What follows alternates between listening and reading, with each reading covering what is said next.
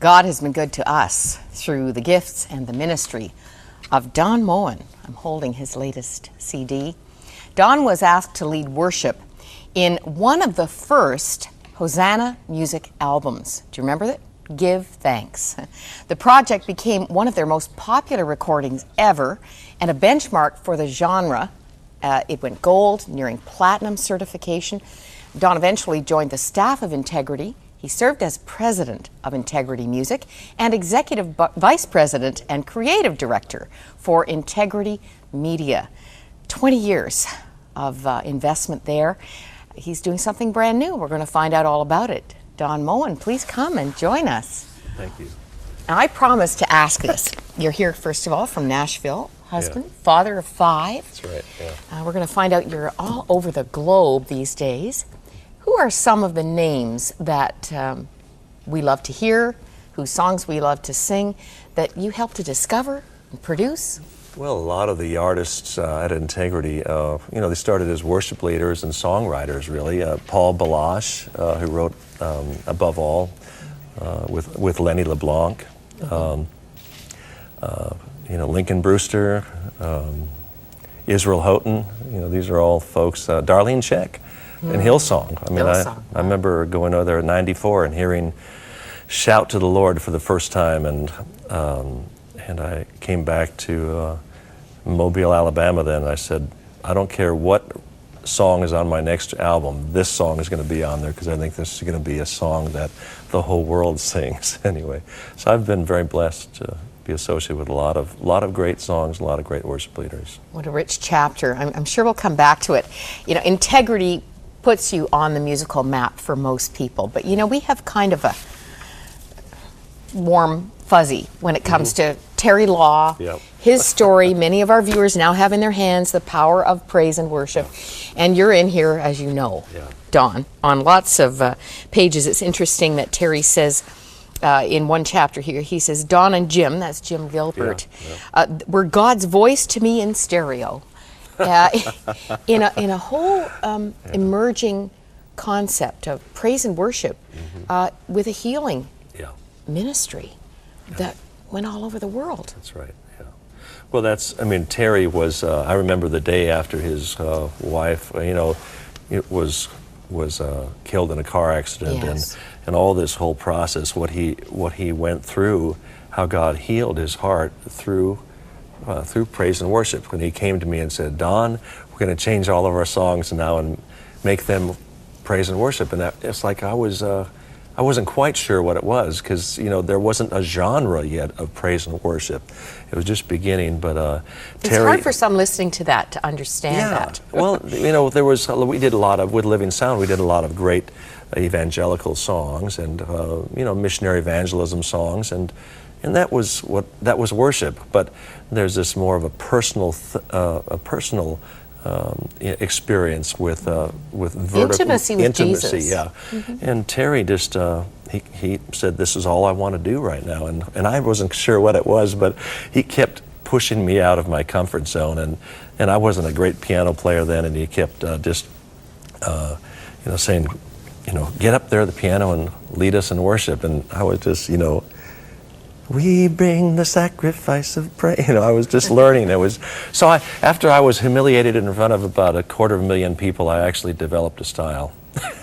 And did it ever catch? Wow. So. Do you mind giving us your slice of a fascinating chapter of your history? I think heaven looks down on this as a real a marker. Your ministry behind the Iron Curtain. To communist youth who thought they were getting, I think, an American rock band, and got something very different. Let's see the date. Was that 72? That was 72, October, I think, of 72. But yes, we went in, and of course, if you know Terry, and he's never been shy about going into dangerous places, and so that's all I did for 15 years with Terry. And we went to this place and realized quickly that we were in something that could get us in trouble, and it was a communist youth club and fundraising fundraising event for the Youth Communist Party, and university crowd, and And we started singing gospel music, and Terry got up, and of course, I always told Terry, I'm a lover and you're a fighter. He has to antagonize people, but he got up, and rather than be diplomatic about presenting the gospel, he just laid it on the line and said, this is the way it is. God sent his son Jesus to die on the cross. And as soon as he finished preaching, we didn't see Terry anymore. He was taken away. Yeah, down these long flight of stairs. And so we finished the concert, and then we were all called to the stairway as well. And we were told the organizers weren't too amused at what we just did, but and yet the impact of what happened. Yeah. What did God's Spirit do from your perspective? I mean, you must have been terrified. A little bit. You just lost your fearless leader. Yeah, that's right. And you realize the venue you're in. Yeah, right. Well, when that happens, I think we began to worship. We thought, well, we're in trouble anyway, so let's we may die here, but let's go out just praising. lift our hands and begin to praise God. So we did what we were sent there to do, and I think there is that dimension when you begin to worship, as Terry would speak about. It confuses and confounds the enemy, and that's what we did, and it made an impact, and that's where Carol Cardinal of Wautewa heard about it. Future Pope John Paul II. That's right. And he said, "Who are these crazy guys doing? Challenging the Youth Communist Party." So, those are exciting years, and when I traveled with Terry, all those 15 years. There never was a dull moment. And I told Terry, I'm not going to the Soviet Union with you anymore because you always antagonize the KGB. I think we can negotiate with them, Terry. But he goes, no, I'm going to tell them what we're going to do. Well, and some of the fruit of that, of course, and we've mentioned this before, is the invitation from John Paul to sing at the Vatican, 60,000 in the audience.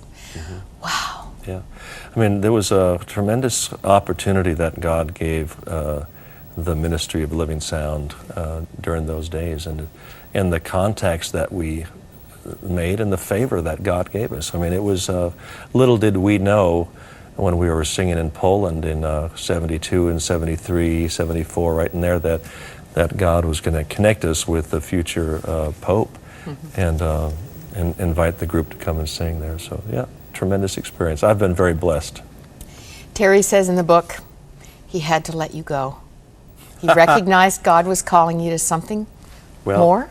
I remember the day he came to me and he said, that's right. He said, Don, if you want to stay with me, I was his musical director and helping run the ministry, but he said, you have a place here for the next 40 years if you want it, but in my heart, I know God has more for you to do. That's what he said. I know God has more, and so you pray about it and let me know what you think. And that was scary. I left after 15 years. I left Terry. I'm still on his board. He's still my dear friend, and but I stepped out into I didn't know what, and it was... So it wasn't Integrity right away? No. I was a couple of years before I went to Integrity Music. So there were 2 years in there where we, I remember my wife said to me, you don't laugh anymore. You used to be so funny.